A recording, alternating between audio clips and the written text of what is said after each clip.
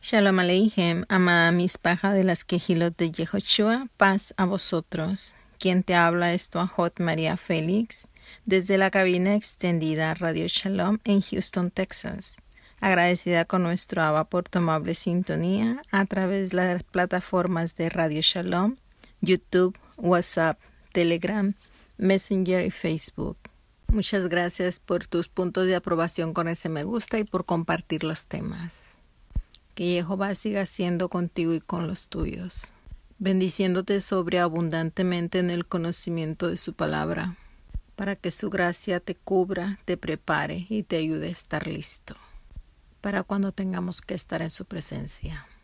Somos parte de las asambleas Alfa y Omega Incorporados, una institución legal y sin fines de lucro, cuya sede principal se encuentra físicamente en Los Ángeles, California.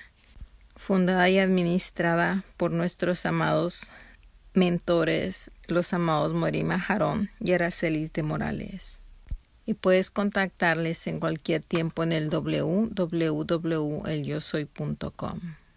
El Instituto de Preparación para Ministros en Torah, bajo un formato de raíces hebreas, donde hoy estaremos analizando la parashá número 40, intitulada Vayomer Alehem Yosef, que transliterado sería y dijo a ellos Yosef, donde las porciones bíblicas las vamos a encontrar en Génesis 42:18 hasta el 43:23, Isaías 50:10 al 52:11, el Salmo 40 y Lucas 1 del 68 al 79.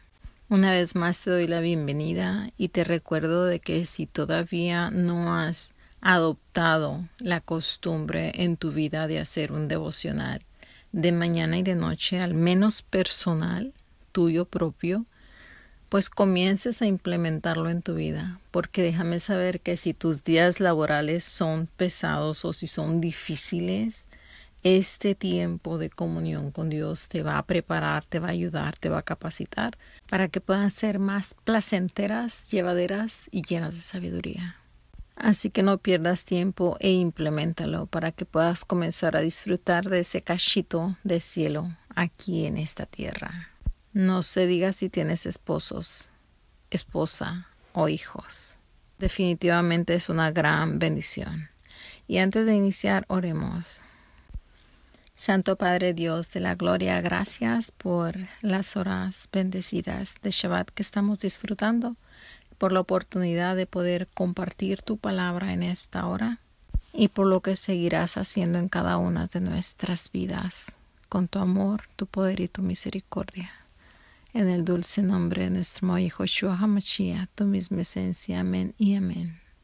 Y continuamos con nuestro estudio de Génesis, que ya le estamos mirando la línea final a esta historia de traición, de resiliencia y providencia divina, plagada de todo tipo de emociones. Pero el punto principal es que en este tema en específico estamos mirando en su plenitud la era mesiánica, retratada en la vida de Yosef. Y antes de entrar en materia, me encanta la idea de poder rememorar un poco el asunto de cómo es el modo de vida de aquellos lugares, para poder entender un poquito mejor esto de la abundancia y la sequía. Por amor a todos esos que argumentan de que no hay evidencias bíblicas, de que no hay manera de comprobar, donde el escepticismo reina. Y aunque la palabra del Eterno no necesita ser defendida porque se defiende a sí misma, es necesario que conozcamos muchos de estos pequeños, grandes detalles que se nos dan en la palabra para protección de nuestra fe. No importando el mucho o poco conocimiento que tengas de la palabra, siempre puedes escuchar comentarios sin fundamento bíblico que hagan tambalear tus creencias si no tienes bases firmes. Y es curioso porque refiriéndose a Egipto, la única fuente de prosperidad, pudiéramos decirlo de esa manera, era el río Nilo, que dependía totalmente de las lluvias. Y para fines geográficos se situaba generalmente entre el norte y el sur, lo que se le llamaba el Alto Egipto y el Bajo Egipto, el Superior Egipto y el Inferior Egipto.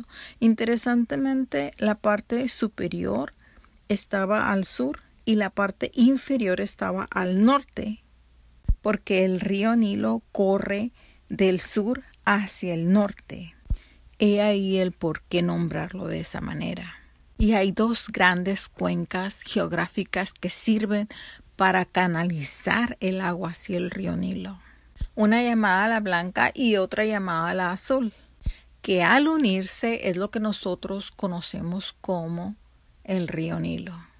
Y hacia el mar Mediterráneo, al irse acercándose a la tierra de Gosén por la parte del Egipto inferior, se encuentra una región que se le llama del delta. Ahí es donde el río se desvanece en diferentes franjas naturales que eventualmente terminan en el mar. Y aunque esta región del delta prácticamente cubre toda la región de la parte inferior del Nilo, es un desierto sin lluvias que se abastece de las abundantes aguas del Nilo para formar tierras pantanosas a través de todas las franjas por las cuales se divide el agua, permitiéndole correr y hacer fructífera toda el área semejante a los Everglades de la Florida, convirtiendo el área en súper fértil y súper buena, tanto para cultivar como para pastorear animales. Por eso es que la importancia que tiene el río Nilo es grande, pues es lo único que hace evitable toda esa área de Egipto. Esa precipitación de esas dos cuencas grandes que se encuentran al sur en el Superior Egipto. Y aún cuando los egipcios muy temprano en la civilización comenzaron cavando túneles, tratando de canalizar el río Nilo para manipular sus cosechas, era la creciente o el descenso anual del agua del Nilo lo que determinaba si iba a haber abundancia o iba a haber hambruna. Y esto es crucial, pues durante 3 meses en el verano se inundaban todas sus orillas y esa inundación causaba cambios estacionales en la dirección de los vientos entre una área y la otra, en ese giro de las corrientes de aire y de humedad a gran escala. Es que provoca las grandes cantidades de lluvia que ayudan para el crecimiento de la vegetación a gran escala. Este tipo de inundaciones no solamente suplía de agua a toda la tierra, sino que traía sedimentos ricos en muchos nutrientes que eran necesarios para tener producciones abundantes y saludables. Pero solamente toma unas cuantas pulgadas del déficit en la lluvia en alguna de las dos cuencas para destruir ese delicado balance. Así que no es que el río Nilo se secó durante los tiempos de José, ni que las personas no tuviesen suficiente agua para beber. Es sencillamente que por un periodo de muchos años el Nilo fue descendiendo su nivel tan paulatinamente que ya no se desbordó y los pantanos del delta retrocedieron y por consiguiente no se produjo suficiente cosecha para alimentar a los ciudadanos de Egipto. Para estar claros, no toda la producción de comida cesó, pero fue dramáticamente reducida, que no era suficiente para sostener a las personas. Y para que nosotros podamos entender la naturaleza sobrenatural de esa extensa hambruna. Los sistemas de tiempo que gobiernan la precipitación tanto en el sur de Egipto como en Canaán fue definitivamente una cosa de Jehová, pues no es algo que ocurra regularmente. Como desde tiempos inmemoriales se había establecido una relación de comercio entre Egipto y Canaán, ya estaban familiarizados con la práctica de comprar comida adicional. Pero en esta ocasión era muy diferente.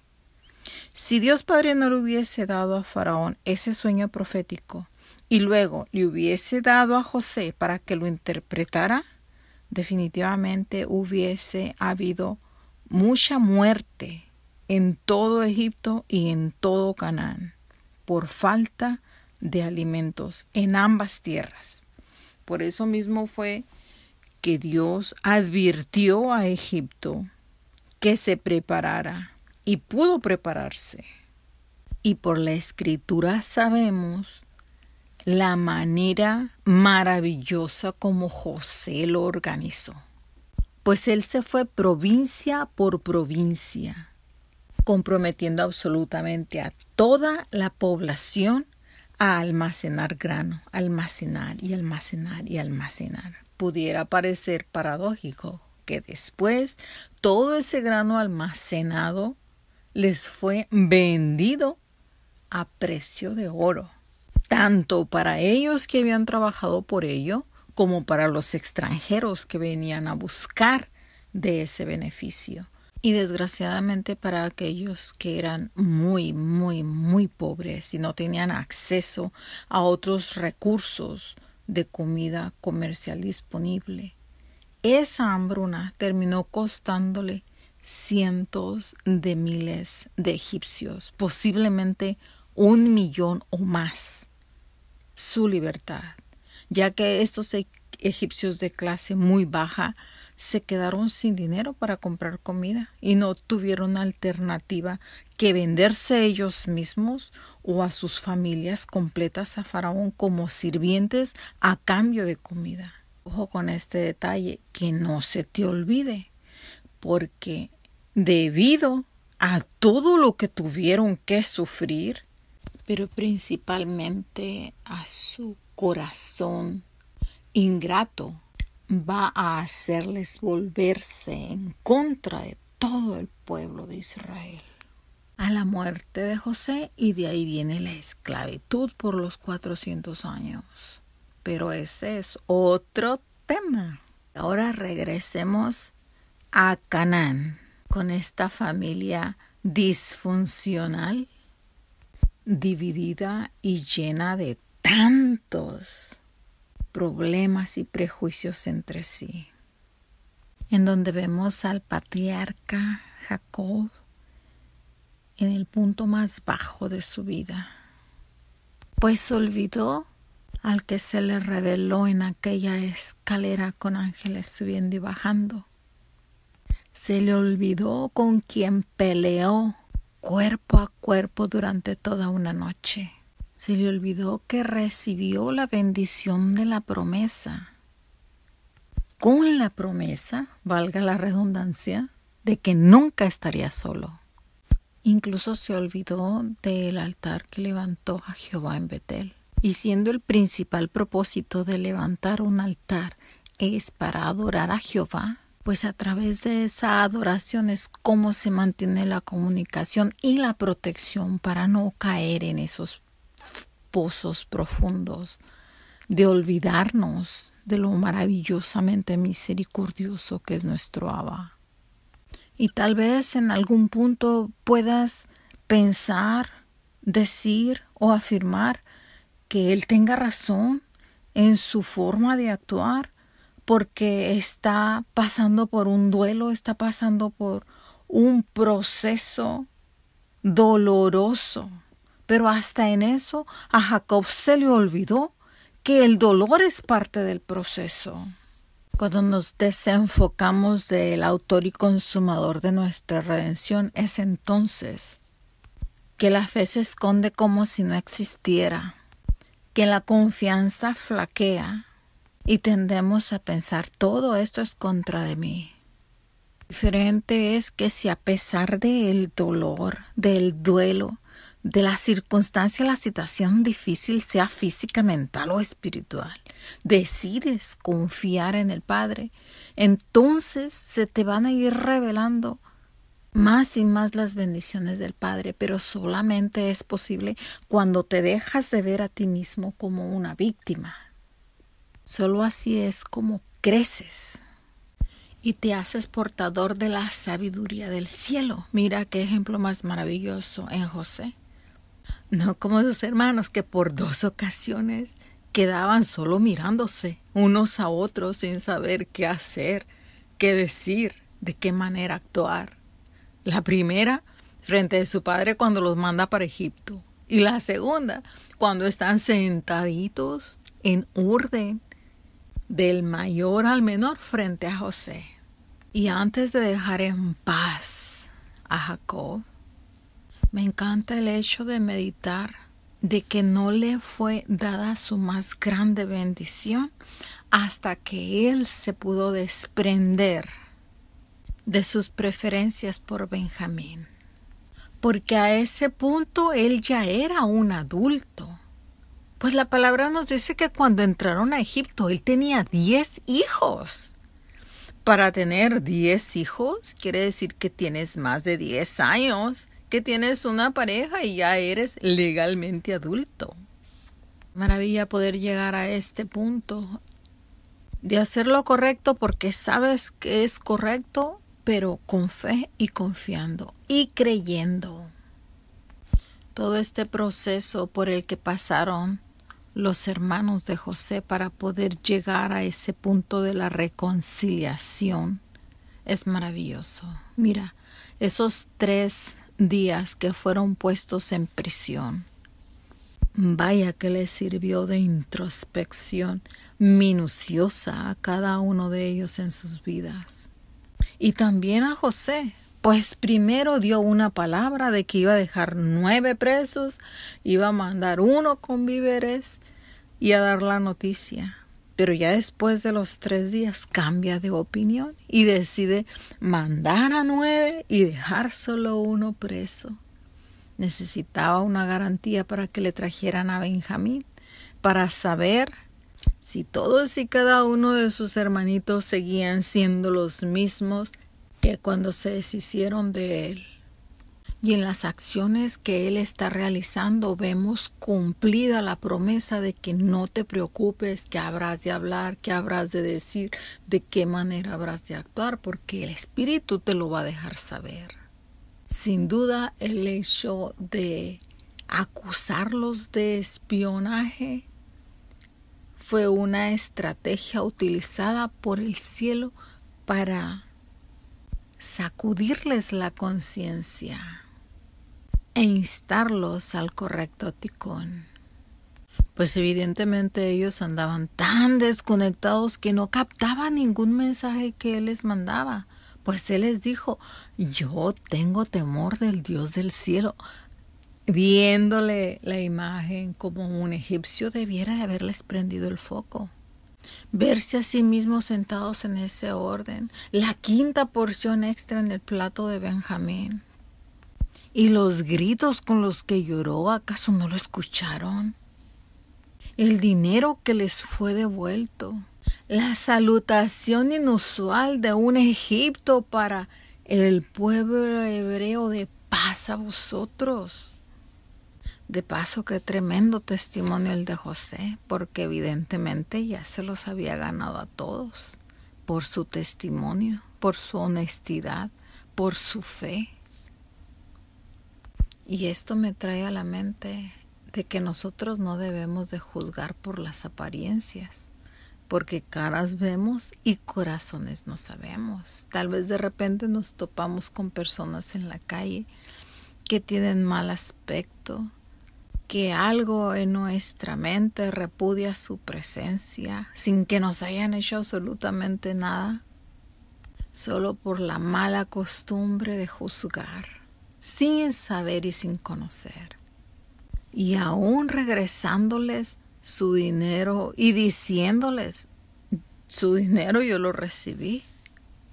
La conciencia culpable de todos y cada uno de ellos no les dejaba ver más allá de su circunstancia.